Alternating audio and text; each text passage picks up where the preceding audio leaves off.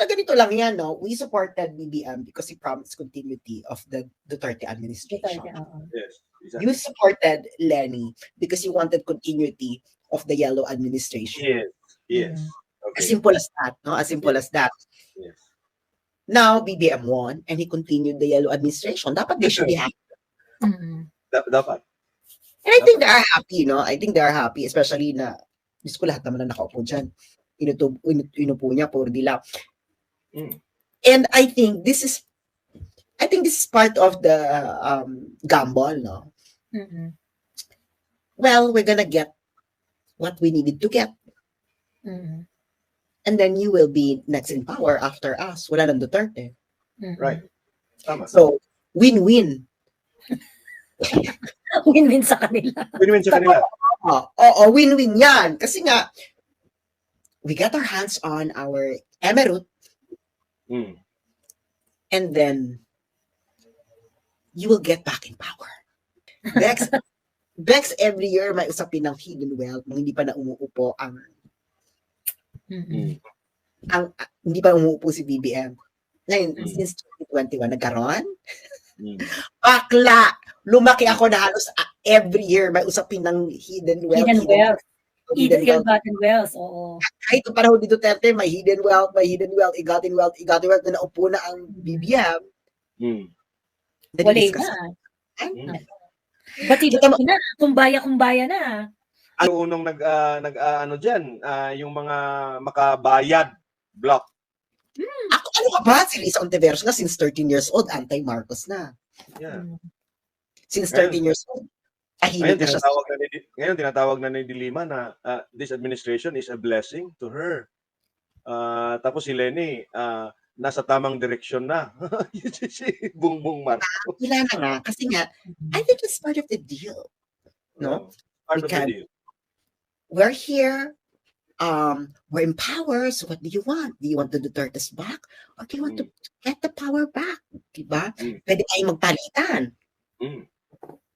Diba? They now have everything. Diba? Kasi wala nang left movement eh. Wala na. It's an illusion. Wala nang left movement when they have disbanded, especially after drama season. Dahil wala na silang intellectual. Wala na silang gains. Oo. So ngayon, buumbo na sila. Ngayon, wala na nga pang counter, wala nang opposition. So, diba walang opposition sa Kongreso at Senado? Hindi perfect. Well, because the enemy of your enemy is your friend. So, 20 million, di ba? At least 20 million budget para sa pagkain after SONA o DEDMA. Diba? DEDMA. The Philippines is waiting for a real revolution. As simple as that. Kasi nga, yan eh. I don't think it will happen in our lifetime. Kasi you need an organization for that. And then you need that fire in the belly. Fire in the belly, unorganized. Or talaga, really... First, I think the first thing that you need is an intelligent masa. And it will take like maybe 1 or 2 generations before you can really elevate the thinking of everyone. Correct. And once you have an intelligent masa, then the real revolution will be a possibility. Medyo maigsi na rin yung PC ko. Parang putang ina, ano bang gagawin natin para magalit tayong lahat? Ano ba? Sobrang na guys, sobrang alam mo ayaw mong mapagod kasi alam mo mahaba naman talaga yung laban. Diba? Pero sa totoo lang, parang tatanggapin na lang natin na ganito tayo forever. Right. Tatanggapin na lang natin na hanggang mumu na lang yung makukuha natin. Diba? You know why? Because the diwa ng EDSA. Tapos ibinalik pa, no? Kinonfirm na ganun. No, because the diwa of EDSA, the Americans will never orchestrate a quote-unquote revolution that will end up in violence kasi it cannot justify it eh. It's sponsorship it. It's legitimation of it. Hindi niya ma-justify yun sa kanyang mga sa kanyang citizenry, etc. or whatever. Hindi ba? Otherwise, it was tota, etc. Na, kita mo, yung, di ba kaya kailangan pa natin sa US, peaceful revolution. Mm. Yan, may sila ganyan. Mm. Mm. Pero other than that, pag yung revolution started wiping out what needs to be wiped out, hindi nila isusupport yan. Kasi nga, mawawala na sila ng hold. It's a simple reason, no? Kaya nga sabi ko, ay nako, is Hawaii a punishment or a vacation?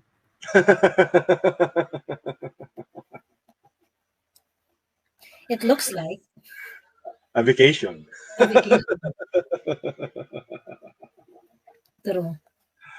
So now you realize, no, looking back, no, at the last 30 years, no, we've wasted so much, no, the Filipino people wasted so much, and it's probably also because we're a very young civilization, or a very young country. Collectively we didn't suffer so much pain as all the Europeans did. So kaya walang ganyang fire in the belly. Kasi we need somebody who has the fire in the belly, no? Na talagang you can draw inspiration from. Hindi lang kasi sila takot. Politicians in the Philippines are not scared. They're not scared because they know that the Filipinos will never punish them. Because we're very forgiving. We're not, it doesn't mean, it's not that we are very forgiving. Because of our religious mindset. It's because Yeah, okay. I don't think it's about being forgiving, no? Because if it's about Filipinos being forgiving, we would have not crimes in the Philippines. Crimes of passion, crimes of hindi ba? Di ba? Kung very forgiving tayo, hindi wala nang crimes of passion sa Pilipinas. Wala nang crimes na hindi nakapagbayad ng utang, tinegi bells, di ba? Wala nang ganon. Because we're stupid. Because we're stupid. That's it, pansit. Tatanga-tanga tayo. Ayun na nga, di ba, na parang, ayun na nga, di ba, ang worry nga ng iba, if Digong will not destroy this fully during his reign, it will come back with a vengeance. Which we're seeing now. Yeah. It came back with a vengeance. Sabi pa ni Lisa dito. Ayan? Thank you, Bimbi and Josh, for dropping by. It was so nice to see you guys after all these years. Parang putang ina, hindi ibig sabihin close pala kayo after all these years. Yes. Tapos pinapunta pala, inutusan pala ni Chris for some travel arrangements. Really? Yeah, yun ang sabi. Yung sabi ni BBM, may mga nagpatulong daw si Chris kay Liza sa mga parang mga travel requirements or travel ano ba yun? So kaya inutusan niya yung mga anak niya to go see their tita. Tingnan mo. Tapos ano kayang iniisip ng mga dilawan na kung makikita nila ito. Itong litrato na to. Ha? Joey, ibabad mo talaga yung pic na yan. May galit ka ba sa amin?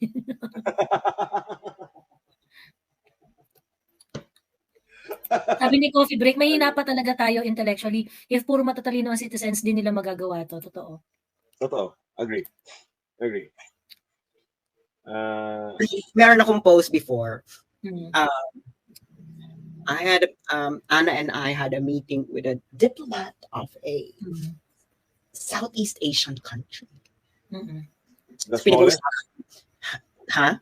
Is it the smallest Asian country? No comment. And pinag-uusapan namin ang corruption sa Pilipinas. Sabi namin, ay may ganito, may ganitong amount, ganyan. Tinanong niya, how much? Sabi niya ganyan. Sabi niya, how much is it in dollars? Sabi niya ganyan. Well, maybe about 1 million to 2 million US dollars. Huh? Sabi niya ganyan. We sent to jail a minister for 5,000 US dollars. Grabe, no?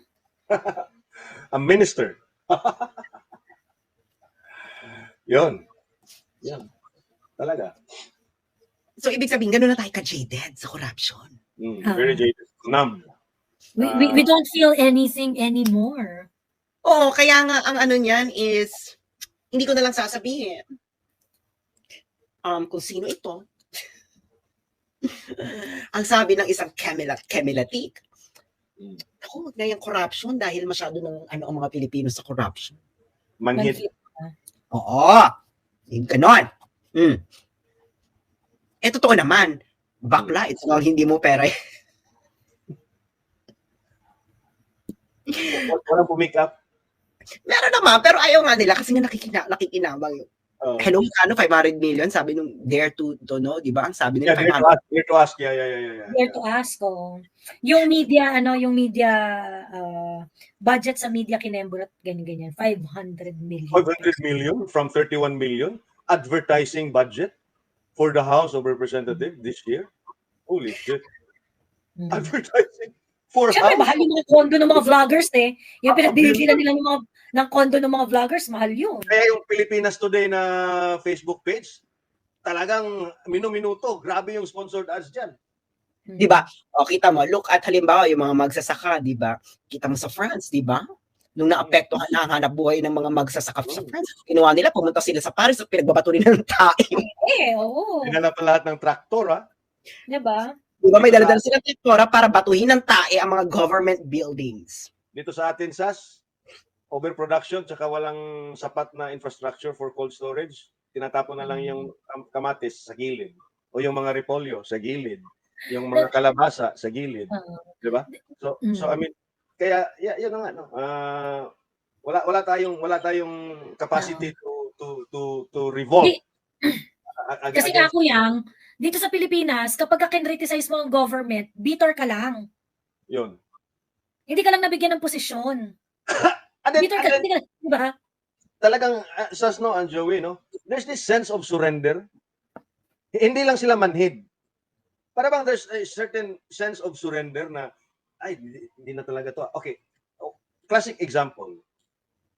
Meron akong kakilala. No? Meron silang maliit na negosyo.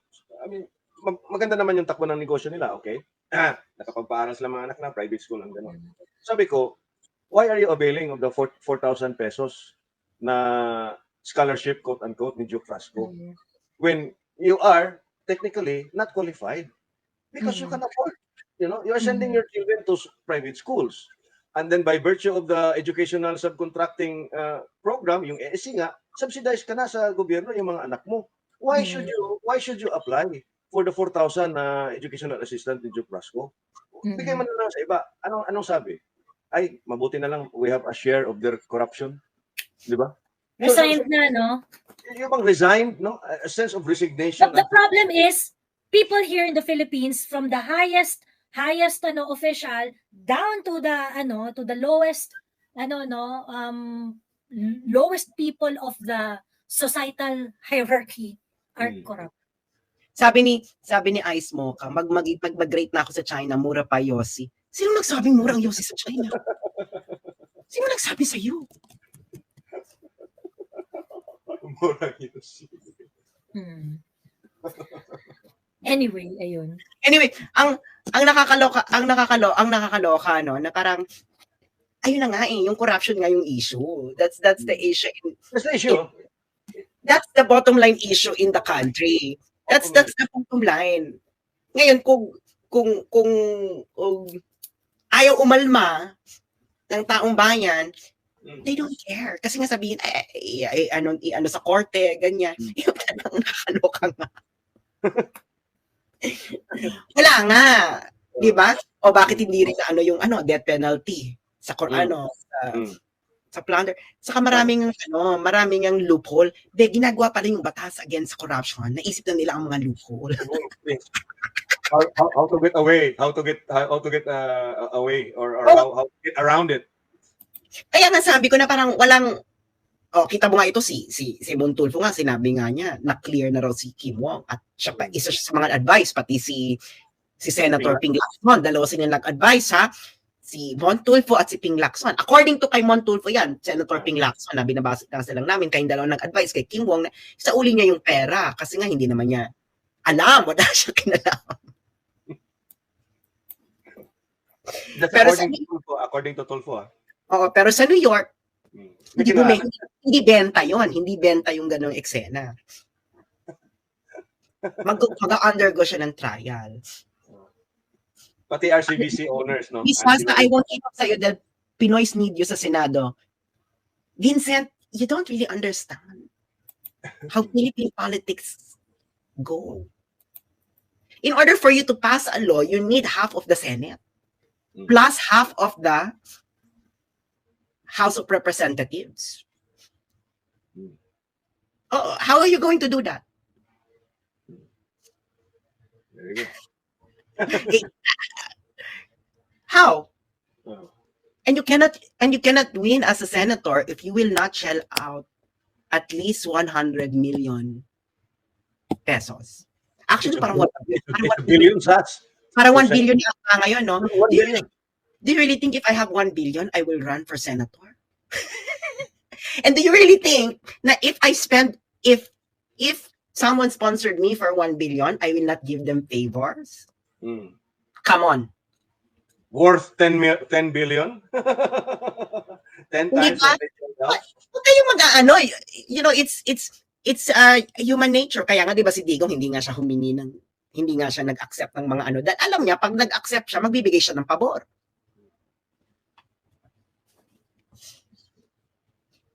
So, talagang, you know, it's the French model that we need talaga. Di ba? Ayun ang sabi, wala nang pag-asa ang Pilipinas magbago. Actually, may pag-asa naman siya, but don't expect it in your lifetime. Kaya ngayon nga, you plant the seeds of change now pa lang. Ano ba sinabi ko sa Hong Kong? Ay, nawala na si Joey. Hey, Joey, ano ba yun? Kaya nga ano ba sinabi ko sa Hong Kong? Yes. This to your children and your grandchildren, especially these hindi mo pera yan. Hindi pa. Tama. Dahil pinatay na nila yung issue eh. Hindi ba? Di ba? Pinatay na nila yung issue nung hindi mo pera yan, hindi ba? It will change but it will not happen in your lifetime. The French Revolution. Parang malabsa nga yung mga kahit yung mga aspiring, parang malabsa rin yung acceptance sila sa hindi mo pera yan eh. Oo, kasi nga pag umayaw sila, hindi sila mananalo. Hindi mananalo talaga. Kasi bakit pag umayaw din sila, walang magkakari sa kanila na partido. walang magka-carry sa kanila na partido, 'di ba? Pag tinanggal mo 'yan. Kaya nga ang niyan is hindi yan mangyayari sa lifetime mo. Kaya nga ngayon, itatanim mo 'yan sa mga anak mo, sa kabataan mo para sa in the next generation. Right. Maybe they would be smart enough. They will be smarter than us. Pero don't expect our current generation to be able to change it. Kasi it is our generation that produced this. Exactly. And the generation before us. And the generation before us. Maybe the generation after us would be much smarter, stronger, and I don't see it as. I think it will take 5 or 6 more generations, considering the next generation after us, which is now on their teens. I doubt it. Diba? Na actually, yung sabi nila dito, you don't need 1B to win in the Senate if you can win it by popularity. Sa totoo lang ako, isa sa mga main concerns ko sa 2025 election is dadayaan. Actually, if the election's gonna happen in 2025, it's under the full control of this administration. Yeah, you can win it by popularity if you are as popular as Robin Padilla. Or Lapid and Pong Revilla. Oo. And even if you are popular, it's not a guarantee kasi nga. Oo, meron ding hindi nanalo. Like for example, hindi nanalo si Richard Gomez, hindi pumasok si maraming popular na hindi Alma Moreno. It's not a guarantee. It's not a guarantee.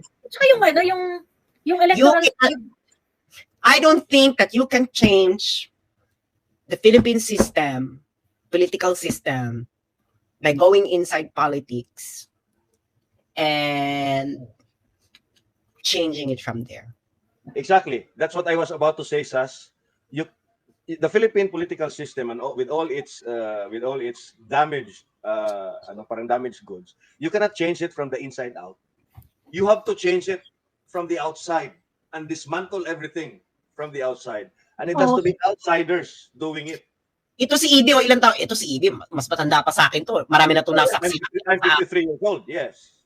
Yes, I'm 53 and I've seen it. And I've seen how they did it, how they, stole this country from my generation, honestly. So, I've seen such, and I'm pretty sure Joey and you as well, saw promising young people, very intelligent, na very progressive-minded, na you thought na will make a change when they are elected into office, only to fail in just the first 2 years of their tenure. So, ibig sabihin, the system is so corrupt that parang black hole yan eh. Yung parang Kakainin ka ng buong buo, no? Kakainin ka talaga ng buong buo. Even if you just, quite a few, Hindi kasi nga, wala nga, kasi nga, wala tayong, for example, wala tayong party discipline, di ba? We don't vote by party kasi, we vote by personality. So that's one of the number one fault. And then, dahil nga you vote for party, tapos you sit there as a personality. So you can change party when you're already there, according to who has the money to sponsor you for re-election. Right. Usually, it is the party of the president. Tama. Of the sitting president, hindi ba? So ngayon, halimbawa, nung umupo na yung iba, naglipatan na uli sa Partido Federal. Mga Bex, kailan nyo ba narinig ang Partido Federal sa buong buhay ninyo? At maraming gustong biglang lumipat ng Partido Federal. At wala naman silang sinusulong na about federalism. Joey, anong take niyo sa expose ni Marcoleta regarding COMELEC official with offshore account? Expose kaya ito sa Miro or playbook ulit para magamit ang lumang machines ng Smartmatic kaya magagahol sa oras? Bago lang yan? Bago lang? Ano yung Miro? Miro na yung, hindi na, yung Miro na yung provider ng ng Vote mga counting Kami ni Vincent, okay, pero meron na akong 500,000 pesos para kay Mrs. Alam niyo yung gawin niyo sa 500,000 pesos na yan, mag-invest na lang kayo sa negosyo na makakapagbigay ng trabaho sa mas maraming Pilipino. Tama. Kaysa i-invest sa mga politician, i-invest nyo na siya sa negosyo. Ganon din naman. Actually, mas lugi pa nga kayo kung magbibigay pa sa politiko.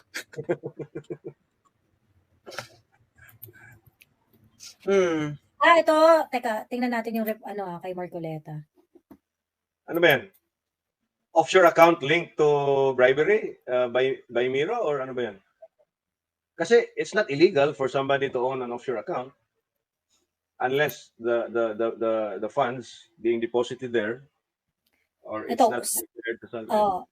Ito yung sabi, 1 billion moved from foreign banks to pull exec offshore accounts. Sino yan? At least 1 billion worth of funds were transferred from different banks, including those based in South Korea, to 49 offshore accounts supposedly linked to a commission on election official. Refused to divulge identity of the COMELEC official and his or her ranking. But he noted that there were certain developments in the poll body's automated when fund transfers occurred. Some reports coming to the office, there are 4 countries involved in the payments. There are 18 banks and 49 numbers of accounts. Why do you need 49 offshore bank accounts if the money involved here is not so huge? Okay, report, ladies and gentlemen, traceable to the COMELEC official. So traceable to the COMELEC official.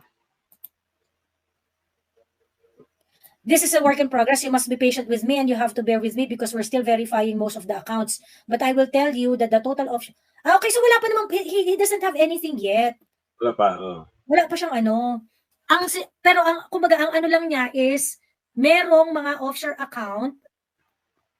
From Stanford. May mga offshore account ng mga COMELEC executive officials na naka-receive ng pera. Tapos suspicious daw kasi yung pagpasok ng mga pera doon sa mga account na yon happened during the procurement process of the BCMs in which South Korean company Miro won At tapos highlight pa na may kasabwat daw dun sa South Korea. No? So, tingnan Well, I hope natin. yan ma-uncover si ano dito, no, si Marcoleta, kasi if in case he would be able to prove clearly na nagkaroon ng na clouded na yung election system natin for 2025.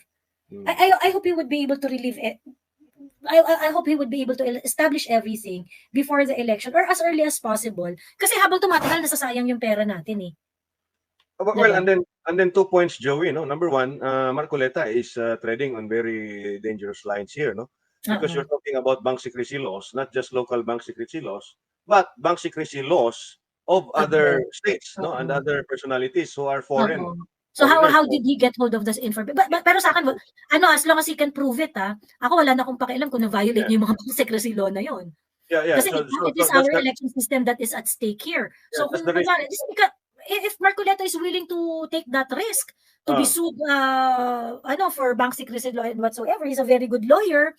I think I know what he's doing. Pero kung sakali mapatunayan niya na totoo nga ito, then I am all to support his cause. But my second point, Joey, is this. The elections is drawing very near. And then you have this expose questioning the credibility now of the winning bidder, no? And the reliability or the credibility of the suppliers and the machines. Therefore, it is now putting a cloud of doubt doon sa mga makinang na yun na nga, no? Which will again play a very, shall I say, divisive role in the current political discourse. So kasi nga, okay, tingnan mo yung judiciary is being shaken with what's happening sa KOGC at kay Kibuloy. Yung PNP, ganun din, is being shaken with all these transfers and pagre-relieve. Yung ating armed forces, ganun din, no? There is very shaky because apparently it's Gibo Teodoro who is running the entire armed forces, no? Number 3, yung mga appointments sa mga sensitive positions ni Lisa, making it shaky, and the economy is shaky. Now, the fifth most important part of our democracy, which is the elections, the integrity of the upcoming elections using, for the first time, these Miro vote counting machines is now being put into question. So, kung titingnan mo, lahat ng institusyon ng gobyerno na nagpapatayo or are the legs of our supposed to be constitutional democracy is now put into question. So, I don't know the motive of Congressman Marcoleta. I don't want to speculate whether he actually has a strong evidence to support his claim. Pero wala pa siyang he doesn't have anything And it would take a long time to prove those allegations, Oo. Because it involves accounts of private people in foreign banks. Oo. So anong all he has is money movement. All he has is money movement. Yes. So anong goal? Anong goal niya? To expel Miro and revisit Smartmatic again? Conduct the bidding again and go through the entire process when we're just less than a year from the next election. So nakakaano din, matalinhaga din, no, ang ginawang expose nito ni Representative Marcoleta. Kasi parang sinasabi niya, may mga transfer ng pera. Pagkatapos in-identify niya yung mga transfer ng pera. Okay. Right. Now, meron ba siyang kwento na it is directly linked to the Miro Miro transaction? Wala pa Wala pa siya, hindi pa niya nakuha yun dun Basta in-identify lang yung mga bank accounts, saan galing, ganyan-ganyan, ito yung mga ganun-ganun. Pero hindi pa niya nasabi, hindi pa niya natatay doon sa whether it is it is related to Miro. Although sinasabi lang is that yung date kasi na yon crucial kasi yung time na yon, yun yung time na pinrocure yung Miro. Yon. So, I am not I am not excluding the possibility na baka ginagawa nila ito kasi they want to revert back to Smartmatic, ganyan. Yung alam mo yun.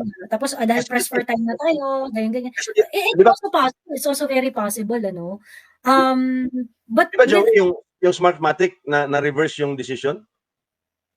Na, na yung disqualification nila is not valid. Yung parang ganun ba? Di ba mayroong oo, ganun? oo, may ganun. Pero it's too late na-award na sa Miro, kaya Mm. tinuloy yung Miro, di ba? Mm. Kasi parang kinestyon nga nila na dapat kasi nga na-invalidate ng korte, pwede silang mag-join pa rin ulit sa bidding, no? So, Oo. kung titingnan mo, itatahi mo sa ginagawa ngayon ni Marcoleta, there is a strong possibility na ibabalik yung Smartmatic. Mm. Eto parang marami silang mga ni-reveal na mga bank account, ganyan-ganyan, galing ng Korea, ganyan-ganyan. What does it mean? If it is a bank deposit, edi it's bank deposit. Tapos you're naming names, ha? These naming names, kaso nga lang, Oh. ano yun? And these are foreign individuals, ha? Not subject Oo. to our law unless they are proven to have committed a violation of Philippine laws.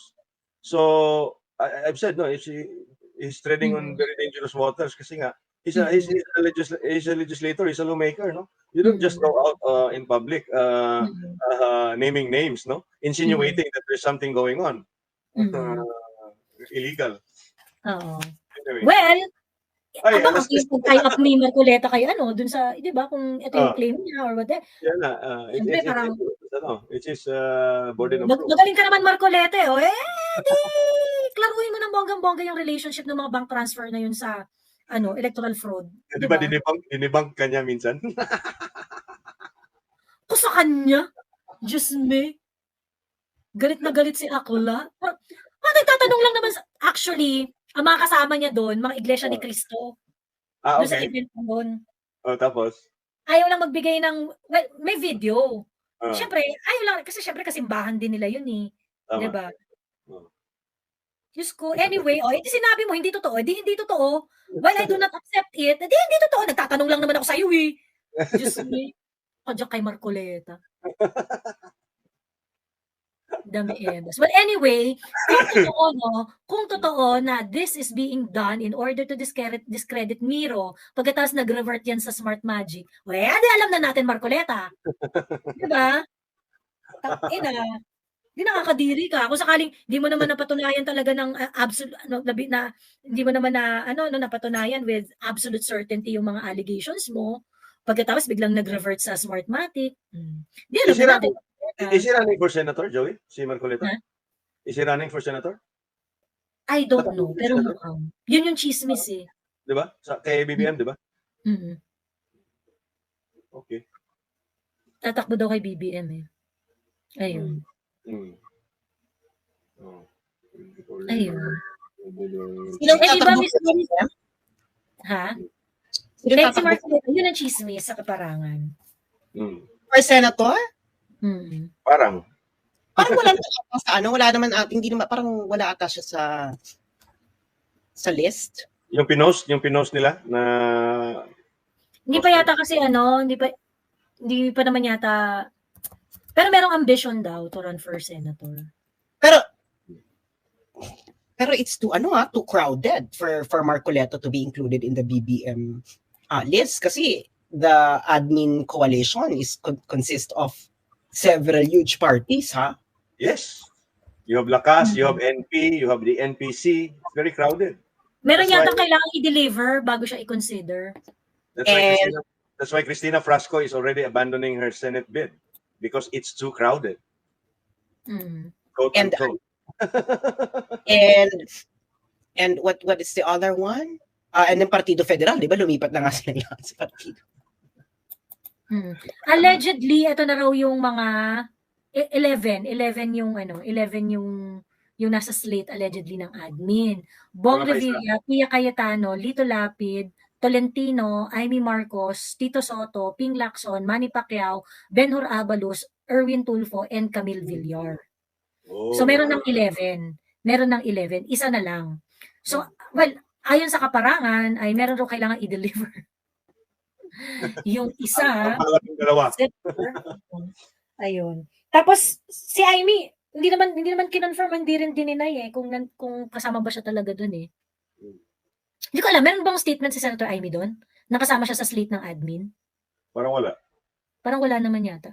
Baka nagpa-out sa list kasi natunugan na Miss Joey, basta under Marcos, good luck kay Marcoleta at sa iba pa. Talaga pagka tinaas talaga ni BBM yung kamay ng mga yan, which kills. Yeah, I No remember vote. saying this. Si No, Bongbong Marcos ang kamay. No vote. anyone but Bongbong's slate. Mm. Ayun. So, No vote. Basta tinaas ni Bongbong kamay mo, no vote. so parang contested yung number 12, ah. So, titingnan ko Oo. yan bukas, Joey, kung well represented na ba dyan sa lineup na yan yung Lakas, yung Nationalist People's Coalition, tsaka yung Nationalist Party ng mga bilyar. No? Ano pa lang yata to eh. Speculative pa lang yata, hindi pa yata yun official. Parang nilabas pa lang. Parang filler, Pero, no? Filler lang. parang filler lang. Oo, filler pa lang siya. The voters, sentiment. Oo, para lang malaman kung ano yung ano. Ayun. So, nakakaloka. Well, Well, ano ba yung ano yung issue dyan sa Smartmatic? ewan ko kay Atty. Glenchong, hindi mo kinausap dun sa Hong Kong. Wala, hindi na nga bothered yung BBM administration. Di ba dinaya nga sila ng 2016. Hindi naman na-bother si BBM. Hindi nga sila na-bother na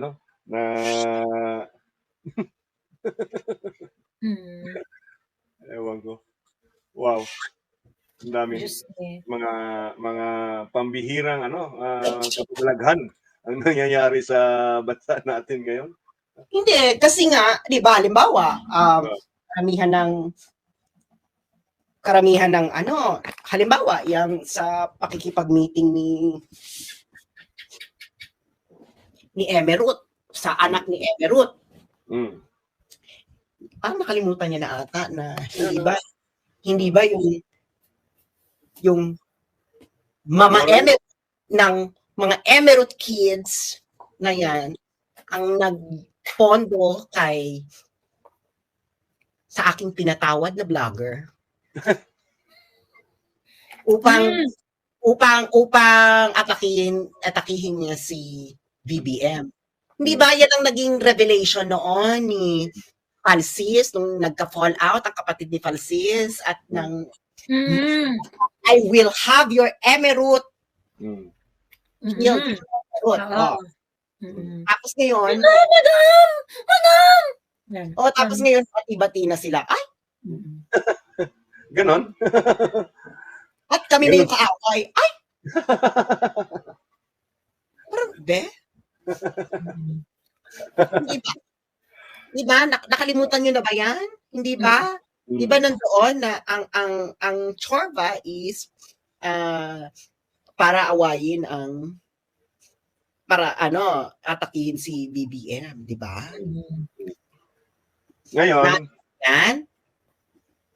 Ngayon, ang MO nila, atakihin ang mga Duterte. Baka yan ang job order ngayon. Yan ba ngayon? Walang prinsipyo. Diba? Baka yan ang job order ngayon. Yun na. Ang atakihin nyo na ngayon is mga di ba? Di ba ayan na nga di ba? Yan ang nakakaloka ngayon. Sandali, tapos walang nag-react. Meron ba nag-react ng mga dilawan or mga pinklawan doon sa mga photos na yun ni Lisa? Yung mga DDS vloggers, medyo malikot yung mga... World is healing daw. Merong ganun? The world is healing? The world is healing. Diba? Kanino galing yun? Sa mga mga Ensay-Vovo vloggers. Hindi sa mga known dilawans or pinklawans or pink. Hindi. Sa bubulagers lang. Okay. Okay, the world is healing. The world is healing daw. Parang papunta na ata tayo sa rapture tapos the world is healing. Diyos me. Kakaloka sila. Ayun. Madali na naman sila kumain ng suka nila kasi 2028 yung goal. Tapos magsimula sa 25, papuntang 2028. Kasi sobrang walang prinsipyo ng politika ng Pilipinas kaya nakakasuka. Photos of yung mga photos na pinost ni Lisa would have been a sensation during Digong's time. Mm-mm. If Mainstream Lisa, Ay, ano yung t-shirt mo? Ano Oy, yung t-shirt? General. General. Wala bang outline ng ano niya, yung mukha niya na naka-ano, yung parang silhouette? Oo nga. Dapat meron tayong live SAS na pag-usapan natin si Artemio recording. Yes, parang, do you think Lisa Marcos would have posed with Chris Aquino's sons when Digong was still president? Or habang tumatakbong presidente si BBM? Answer. No. Skandalo yan. Skandalo yan. No. Why? What do you think? Well, they have to keep the Aquino-Marcos rivalry, no? For them to be relevant to Digong. Diba? No, for the Filipino people, kasi yun naman ang narrative na inagaw ng mga Aquino ang kapangyarihan sa mga Marcos. Diba? And from 1986 onwards, yun yung narrative. Inagaw ang kapangyarihan. And now, naging presidente ka na uli. Hindi na inagaw. Nasa iyo na ang kapangyarihan. Oo. So, halimbawa, di ba sabi ni BBM recently, they have always been okay. I-post mo nga yan, Joey. I-post mo nga, Joey. After all those years, sabi ni Lisa. I-post mo nga, Joey. I-post mo nga, Joey. Sure. Ni BBM, yung sinabi niya. Yung sinabi ni BBM. Yung sinabi niya, yung parang quote card ata yun from One News ba yun? Or GMA? Teka, pakabagal nung nung computer ko. Teka. From One News. Kahapon lang to, July 10.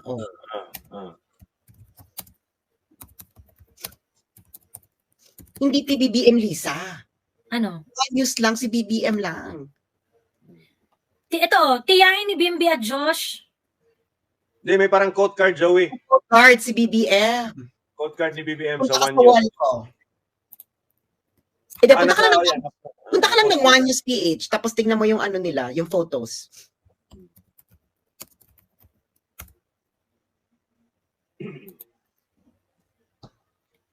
Photos. Wait, ayaw ayaw gumalaw ng laptop ko, ayan. Photos, girl, photos. Wait.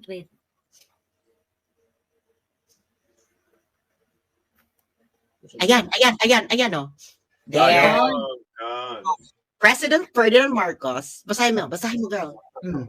President Ferdinand Marcos Jr. said that his family and the Aquino family have always gotten along well, despite their political disagreements. His statement followed a recent visit by Chris Aquino's son, Josh and Bimbi, to First Lady Lisa Marcos in her office on Tuesday. The reason na pinuntahan nila si First Lady ay nangangailangan I think it was Chris Aquino, needed some assistance for something. But what the reports didn't say, that Lisa is their aunt.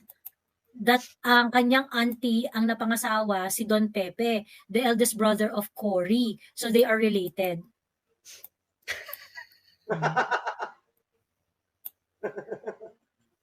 So why didn't you tell this to the people during the elections? So bakit hindi kayo nagpapakitang magkasama ng election? Bakit di kayo nagbibisatahan ng elections? At na panahon ni Digong. Bakit wala mga picture taking nung panahon na yon? Kasi hindi pa raw nag-heal yung mundo, no? Ay, nako. Ang kadramahan. One big telenovela. Now, I think we should already know na itong Marcos Aquino from 1986, actually from the 1970s, ay isang malaking ka-etchosan.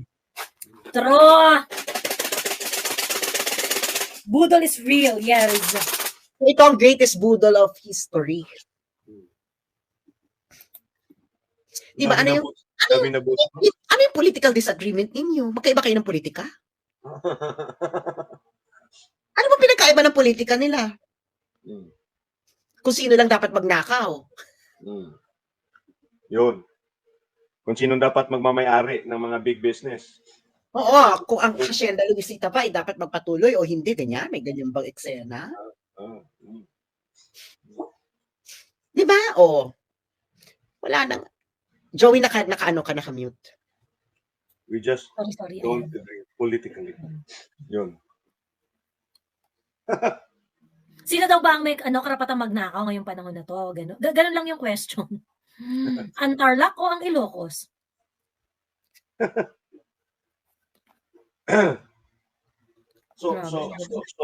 So, yung mga post na ito would have elicited indignation dun sa mga Marcos loyalists at sa mga Dilawans. Let's just say 10 years ago, kung ito nangyari 10 years ago, di ba? Ngayon, hindi siya natuloy. Ngayon, hindi na siya indignation kasi they have a common enemy. And that is the Dutertes. Di ba remember, in 2015, sinusulong nila ang ang Mar Rojas, Bongbong Marcos. At yun na daw ang hinihintay na reconciliation. Diba may ganyang post, parang hinihintay na sama ang pula at dilaw, ganyang eksena. Kasi hindi yung mabenta nung panahon na yon. Hindi mabenta, tama. Kasi wala silang common enemy eh. Ngayon, meron silang common enemy. Ang common enemy nila ay si Duterte. So bakit nila naging common enemy si Duterte? Ano ba mga binangga ni Duterte? Lahat sila. At ang mga pamilya at mga oligarkiyang nakalink sa kanila. Well, again, Duterte is the only outsider, I think, no, besides I think Ramon Magsaysay, no, in the history of the Philippine presidency. So talagang tapos ang pinaka-outsider at tapos ang pinaka anti-colonial mindset talaga is si PRRD lang naman eh. So kaya threatened sila lahat ngayon. And then you have the left that's been decimated by PRRD, ha? I think Lenny was played as well. Maybe Lenny thought that she was the one. I think Lenny was played. She didn't even know it. Yeah. Maybe Lenny didn't even know na, ay puta, magka-jamming pala tong... That's probably one reason she's not running for senator and not coming to the SONA. Di ba nagbigay na isa sa pinakamalaking campaign donor ni Lenny, si Chris? Diba? And remember, di ba, si Chris nag-aano pa siya na magiging, ang ano pa niya noon, meron pa siya, naalala mo meron pa siyang ano noon, ang Democrash. Naalala niyo yung noong 2021, meron siyang picture with the vase. Meron siyang video with the vase. Hanapin niyo, girl. Meron siyang statement noon. Lenny? Si Chris. Si Chris? Oo. Meron siyang statement noon, yung sige, papangalanan ko na. Papangalanan na ang? Basta may gano'n siya, papangalanan ko na. Ganyan. Ganun ba?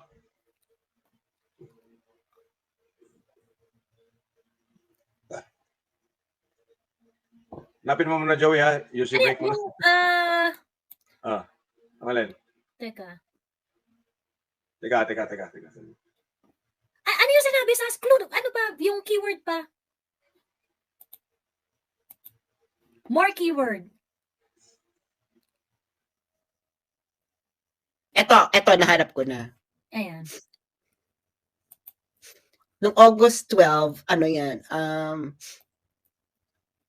Ano to? Chris Aquino. Ano to?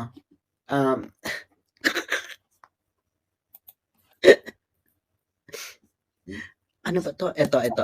Ano mo na, sa private chat mo na lang ilagay. Hindi kasi buo yung message dito, pero ito yung sa... Ayan. May ganyan. Hanapin mo lang yung video related to that. Post sweet birthday greetings.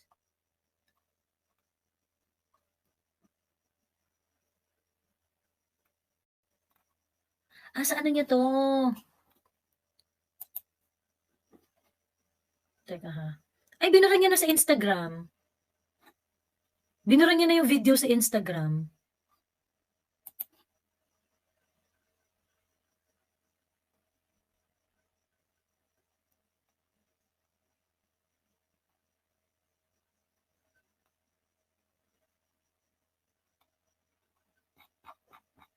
Ano nga to?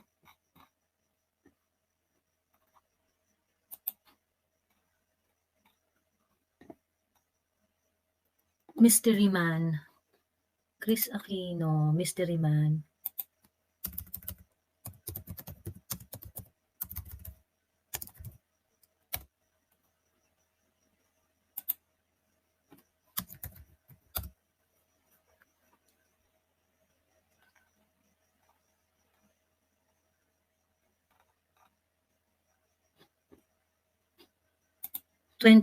August 2021.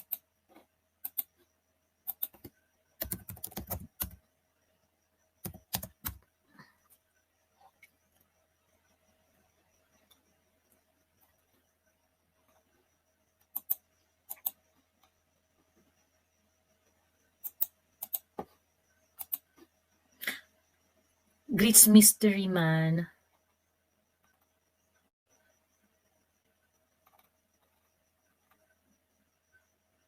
Ba't anong meron dito?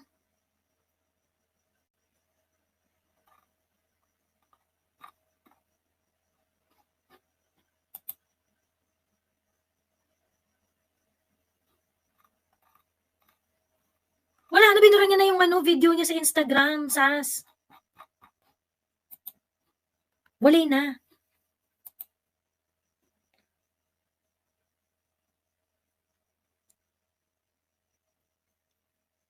Kaya dapat talaga ang magbago ipasa sa Senado na kasama. Ayun. Ano nga yung Kuya Ibi? Bakit nga pinapahanap yun ni Sas?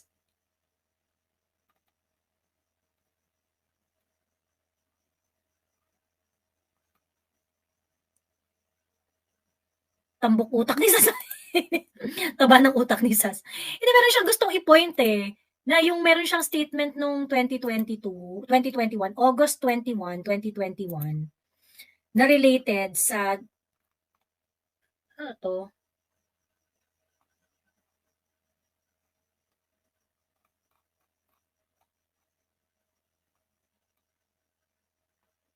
Pero nung time na yon, parang tatlo yung lalaki na nililink kay Chris noon, si Willie Revillame, si Herbert, at saka si Gideon Peña.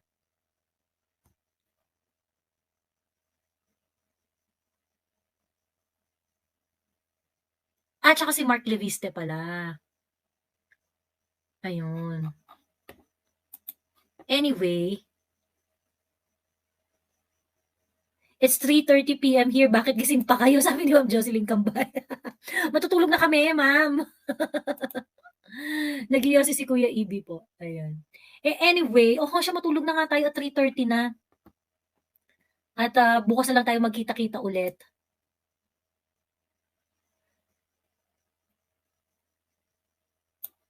Sas, nawala yung post mo about treaty in Paris and Washington. Talaga ba, Michael? Talaga ba? Ayun. Ayan. Well, anyway, siya matulog na tayo at feeling para pagkatapos magyosi ni Kuyang matulog na rin siya. Ayan. Kuyang, kung naririnig mo ako, good night na. Ayan, para hindi na makabalik si Sas. Pag bumalik si Sas, aabot na naman tayo ng 5:00. Ayan. Okay? Oligarch sa binangga ni PRRD, kakonsyaba si Marcos Sr. noon hanggang ngayon. Sila nagmamanipula ng loloko ng Pilipinas. Oo nga ayan. Anyway, good night everyone. I would just like to say thank you to, ayan na si Sas, bumalik na. Ito. Again. Yung kasama sa sinabi niya. Buti na lang may mga article about it. Sa private chat. So, hinanap mo pala talaga. Ito, wait.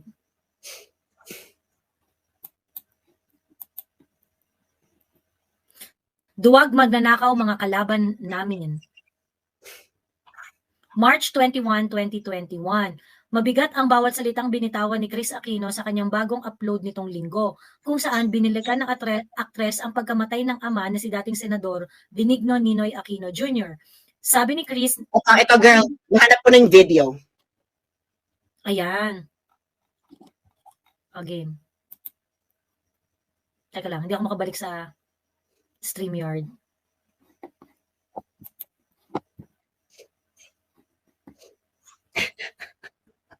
Takina! Naalala ko to. Ayun, naaalala ko to. Di ba? I-ano mo, girl, Facebook. Kasi nga, para makita ng taong bayan na pinagluloko tayo ng mga to. Game. Bago tayo matulog, one for the road. Who actually benefits by erasing the legacy of my parents? Sino ang nagtanggal ng freedom of speech sa Pilipinas? Sino ang nagpakulong at nagpapatay kay Ninoy Aquino? Let's go back. President Duterte started his political rise during my mom's administration. Legacy po ng nanay ko ang peaceful transition of power. This yellow. Nagbuwis buhay ang dad and mom ko for our country.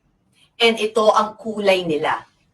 It is for that reason that I will not allow anybody to taint the symbol of their sacrifice. I have no party affiliation. Pero alam ko kung sino ang napatalsik at gustong-gusto kaming gantihan dahil kulang para sa kanila na pinapatay na nila ang dad ko. Dagdag pa ng pamilya Marcos, bukas sila sa posibilidad na muling imbestigahan ang pagpaslang kay Ninoy. Sa aming pamilya, matutuwa kami kung mabuksan yan ulit at sa wakas, matugis yung talagang gumawa niyan. At eto nga, we've always been open to that and we are still hopeful that in the end the truth will prevail. So yun yung sinabi niyo Noong nung August. 1997, sabi ni Imelda na sila So yun yung sinabi ni Chris noong 2021. Kaya nga ayaw niyang bumalik ang mga Marcos. Hindi pa ba sapat na pinapatay nyo ang Ang dad dad ko. ko? Yeah. Relative nga niya si Lisa. Paano magagawin niya?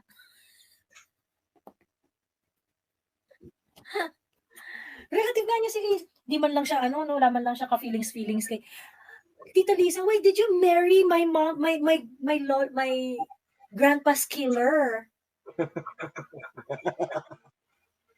Baka yun naman yung pinag-usapan. Kayo naman, baka yun naman yung pinag-usapan ni Bimbi at saka ni Bimbi Josh at saka ni Lisa.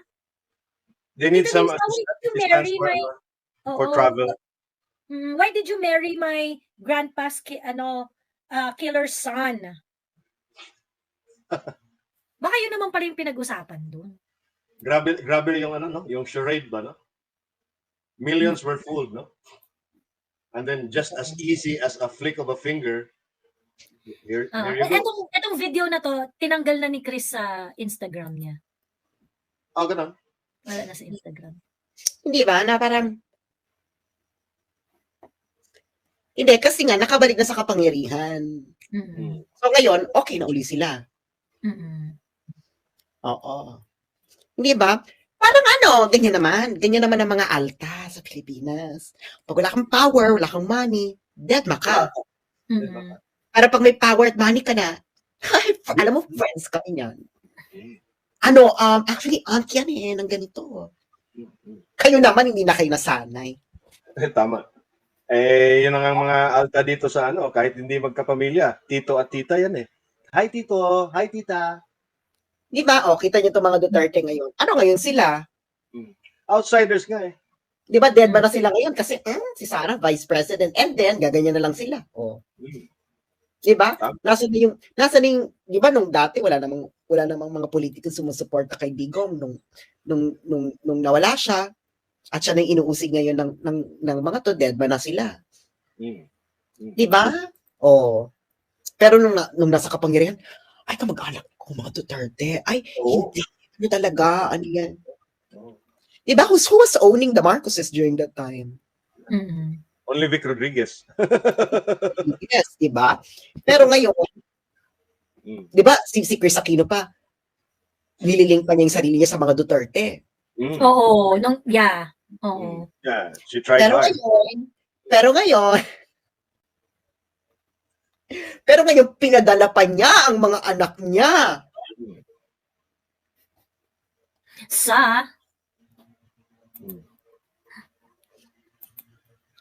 Diba? And then the narrative would be, we are for unity, this is a time for healing na, blah blah blah and everything. So talagang officially, it's a declaration of the real unity team, yung pagpunta ng dalawang batang yan. So I don't know what will the public intellectuals, quote unquote, who have been, How they can reconcile this, no? yes, assiduously, promoting the narrative of the Aquino versus Marcos. Well, ganito lang yan, no? We supported BBM because he promised continuity of the Duterte administration. Yes, exactly. You supported Lenny because you wanted continuity of the Yellow administration. Yes. As Okay. simple as that, no? As simple as that. Yes. Now, BBM won and he continued the Yellow administration. Dapat they should be happy. Dapat. And I think they are happy, no? I think they are happy, especially na, Diyos ko, lahat naman na nakaupo dyan. Inupo niya, puro dila. And I think this is part of the gamble, no? Well, we're gonna get what we needed to get. And then you will be next in power after us. Wala nang Duterte. Right. Tama. So, win-win. Win-win sa kanila. Win-win sa kanila. Oo, win-win yan. Kasi nga, we got our hands on our emerald and then you will get back in power. You want it? Don't you want it? Don't you love it? Siyempre, sila naman, yung yellow. Love it! Bex, every year may usapin ng hidden wealth nung hindi pa na umuupo ang hindi pa umuupo si BBM. Ngayon, since 2021, nagkaroon? Bakla! Lumaki ako na halos every year may usapin ng hidden wealth. Ill-gotten wealth, oo. Kahit yung panahon ni Duterte, may hidden wealth, igotten wealth, na naupo na ang BBM. Wala na. Pati na, kumbaya na. Ang numero unong nag-ano diyan, yung mga makabayad block. Ano ka ba? Si Lisa Ontiveros nga since 13 years old, anti-Marcos na. Yeah. Since 13 years old. Ngayon tinatawag na ni Dilima na this administration is a blessing to her. Tapos si Lenny, nasa tamang direksyon na. Si Bongbong Marcos. Wala na nga. Kasi nga, I think it's part of the deal. No? Part of the deal. We're here. We're in power. So what do you want? Do you want the Duterte's back? Or do you want to get the power back? Diba? Pwede tayong magpalitan. Diba? They now have everything. Diba? Kasi wala nang left movement eh. Wala na. It's an illusion. Wala nang left movement when they have disbanded, especially after drama season. Dahil wala na silang intellectual. Wala na silang oo. So ngayon, buo na sila. Ngayon, wala na nga pang-counter, wala nang opposition. So, diba walang opposition sa Kongreso at Senado? Di perfect. Well, because the enemy of your enemy is your friend. So, 20 million, di ba? At least 20 million budget para sa pagkain after SONA o DEDMA. Diba? DEDMA. True. Yun nga, yung 3 times na binago yung PNP, yung police director sa Davao. DEDMA. Yung Reuters expose nga, DEDMA. Ang laki nun. Yung Japan Times article about Tambi. DEDMA? Bilagid. DEDMA. Diba? DEDMA. So, ano lang yan mga friends? It's all DEDMatology from now on. Ano tayo?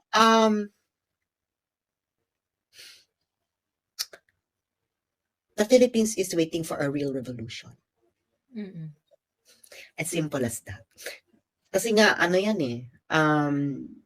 I don't think it will happen in our lifetime. Kasi you need an organization for that. And then you need that fire in the belly. Fire in the belly, unorganized. Or ano talaga, really you need, I think the first thing that you need is an intelligent masa. And it will take like maybe 1 or 2 generations before you can really elevate the thinking of everyone. Correct. Oo. And Or- once you have an intelligent masa, then masa. the real revolution will be a possibility. Hindi, saka ano kasi yan eh. Well, there might be some possibilities. Maybe something like what happened in Niger could happen. Oh well, but it took them, about a decade and a half to or even New Caledonia, di ba? Boga nga, di ba? Boga nga yung sa Niger, talagang it's bloodless. Pero alam mo talagang umalis ka na dito, be. Di ba? Ganyan talaga sila, umalis ka na dito. Pero ang nag-ano nun talaga, kaya siguro madalas silang palitan ng kanilang close in. Baka iniiwas nila yung nangyari sa Niger. Talaga. Diba? Ano ba yung nangyari sa Niger? Sino ba yung yung pinuno na Pinuno ng presidential security, yes. Diba yun, diba? So, yun. Kaya ganun sila ka-paranoid na, no? And they are hell-bent on destroying the Duterte right in the very doors, right in the house of Duterte in Davao. Kasi nga, that's what our trophy city, ha? For the Hindi, longest kaya ginagawa nila yan kasi they want to remove the baluartes of the Duterte. the base. Yes, diba?